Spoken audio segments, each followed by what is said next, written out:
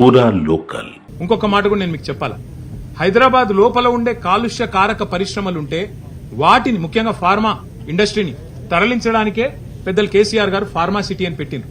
కొత్త టెక్నాలజీతో కొత్త ప్రాంతంలో కాలుష్యం రాకుండా ఉన్న కాలుష్యాన్ని అరికడుతూ వాటిని అక్కడ తరలించి మరి ఇక్కడ ఉండే ఈ ల్యాండ్ అవసరమైతే 50% గవర్నమెంట్ తీసుకోవాలనేది మా ప్రభుత్వం యొక్క గత ప్రభుత్వం యొక్క ఆలోచన. కానీ ఈ ప్రభుత్వం ఆలోచన ఏంది, ఫ్యూచర్ సిటీని రియల్ ఎస్టేట్ పేరిట అమ్ముకోవాలా, ఇక్కడ ఉన్న ఈ 9,300 ఎకరాలు ఇటు అమ్ముకోవాలా, రెండు దగ్గర లక్షల కోట్లు సంపాదించి రాహుల్ గాంధీకి తెలంగాణను ఏటీఎం గా మారుస్తూ, కాంగ్రెస్ పార్టీకి ఏటీఎం గా పేటీఎం గా మారుస్తూ వచ్చే ఒక 20-25 ఏళ్లు ముని మన్మన్లు మనమన్లు వాళ్ళ ముని మన్మన్లు వాళ్లకు వేల లక్షల కోట్ల ఆస్తిని 5 లక్షల కోట్ల కుంభకోణం ద్వారా అర్జించి పెట్టాలన్నది రేవంత్ రెడ్డి గారి ఆలోచన.